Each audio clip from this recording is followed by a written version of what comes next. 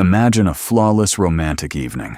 You close your eyes, lean in, and press the most fragile, nerve-dense mucous membranes of your digestive tract directly against those of another human being. In the next 10 seconds, you will swap exactly 80 million bacteria, microbes capable of causing gum disease, stomach ulcers, and lethal infections. There are no predators chasing you, no external threats forcing your hand. Yet, you are willingly, even desperately, engaging in a biological behavior that is, objectively speaking, suicidal. Look at the entire planet. Almost zero other species do this. 5 million years of natural selection should have programmed us to guard our primary intake orifice like a maximum security vault. But this isn't about some fairy tale concept of love. Not only is this the most absurd glitch in evolutionary history, but it also reveals a deeply repulsive truth about human instincts. Watch this video to the end, and it might permanently ruin your next date. Think about the sheer number of filters our modern world has slapped over this bizarre facial collision. Hollywood blockbusters climax with it. Pop anthems are written about it. Disney princesses are literally brought back from medical comas by it. We've normalized this to the point where over 90% of all human cultures practice some form of prolonged, wet lip locking. But let's empty your brain of all those romantic tropes for a second. Imagine you are an alien biologist wearing a bio-containment helmet, visiting Earth with a clipboard. What absurd spectacle are you witnessing? Two hairless bipedal apes approach each other. They stiffly tilt their necks precisely 30 degrees to the right, just to prevent the protruding cartilage in the center of their faces from fracturing upon impact. Then, they smash the most sensitive external organs on their bodies, their lips tightly together. Then, it gets worse. They part their calcified teeth, originally designed for tearing raw meat, and extend a massive muscle primarily used to push dead carcasses down their esophagi, the tongue. Two tongues then frantically wrestle inside a sealed pool of each other's saliva. During this process, their heart rates spike from 60 to over 110 beats per minute. Their pupils dilate so wildly that they become physically blind to peripheral threats. If you saw two wild pigeons doing this on a park bench, you'd immediately call animal control, because in the ruthless wild, this is essentially handing the Grim Reaper your business card. Animal socializing is built on safe, zero-contact data transfer. Dogs sniff butts.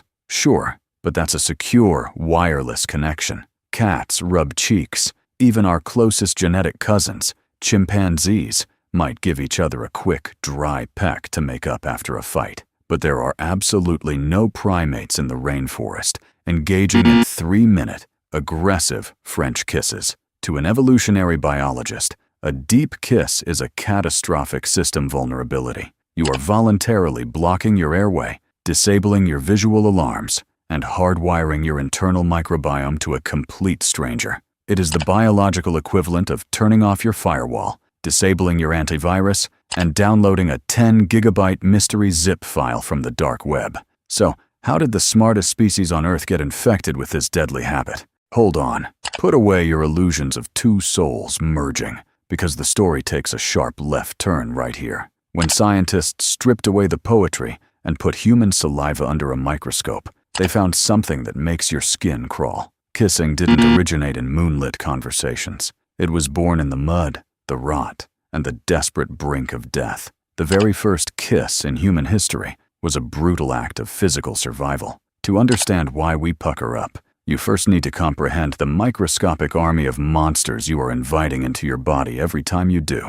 In a standard 10-second French kiss, you aren't just exchanging dopamine. You are transferring cold, hard biology. 9 milliliters of water, 0.7 milligrams of protein, 0.18 milligrams of organic compounds, 0.71 milligrams of foreign fats, and roughly 80 million bacteria from over 300 different strains. Physically speaking, you are chugging a highly concentrated, stranger's microbiome mystery smoothie. You have to remember that before antibiotics, infectious disease was the ultimate grim reaper of hominids. Mother Nature is a cold-blooded programmer. The laws of evolution ruthlessly delete code that gets the host killed. If a caveman 2 million years ago loved licking mud off rotting trees, he died before reproducing, and his mud-licking gene died with him. So, by the ironclad laws of Darwinian survival, the "let's swallow each other's spit" gene should have been completely wiped out of the human gene pool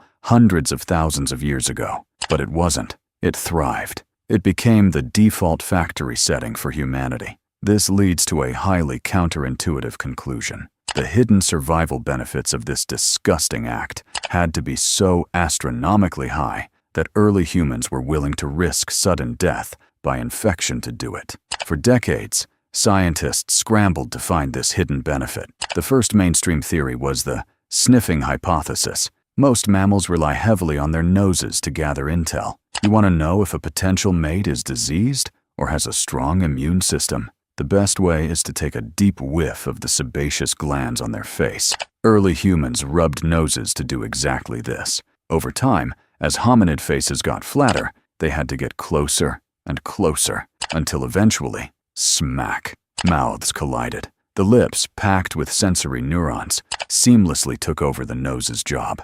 Sounds perfectly logical, right? Except it has one massive, fatal flaw. To smell someone, you don't need to shove your tongue down their digestive tract. You certainly don't need to taste the remnants of the meat they chewed 12 hours ago. Faced with this logical black hole, early zoologists were losing their minds. What mysterious force could possibly compel a primate to force its tongue into the digestive entrance of its own kind? The answer was never in the mating rituals of adults. Bam! Anthropologists kick open the biologist's door. Waving a stack of fossils, they yell, "Stop looking at mating season. You're looking at the wrong demographic. If you want to know why we French kiss, you have to observe a behavior so viscerally repulsive that modern civilization has forcibly deleted it from our collective memory. It's called pre-mastication. Welcome back to the Pleistocene epoch, roughly 2 million years ago. Imagine you are an ancient hominid mother.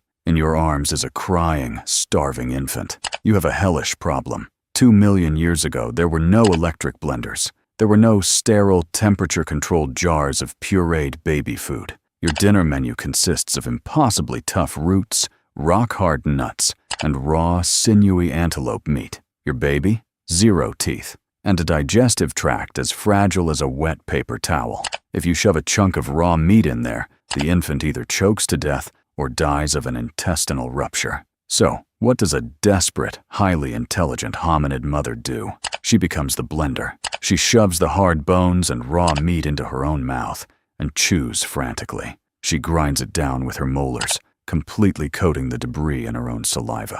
This isn't just to soften it. Adult saliva contains high concentrations of amylase, an enzyme that literally pre-digests carbohydrates chemically before they even reach the stomach. Once the food is processed into a warm, sticky, saliva-drenched meat paste, she leans down. The baby opens its mouth like a baby bird. The mother forms a tight, airtight seal with her lips over her child's, and using her tongue as a physical piston, she pushes that chewed-up meat paste directly down the baby's throat. Ladies and gentlemen, this is the very first French kiss in human history. It is entirely unromantic, but it was in these millions of mouth-to-mouth exchanges of spit and mashed meat that the foundational architecture of the human brain was irreversibly rewritten.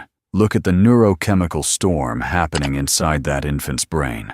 Every time those lips sealed and saliva rushed in, it meant physical salvation from starving to death. It was the cosmic pinnacle of security. The baby's brain frantically dumped oxytocin, the chemical of absolute trust, while its dopamine defenses shattered, releasing the highest level of reward signals possible. So, knowing all this, does it destroy your desire for romance? Does knowing your passionate embrace is just a remixed 2-million-year-old baby food delivery system acting as an immune system background check make human emotion feel cheap?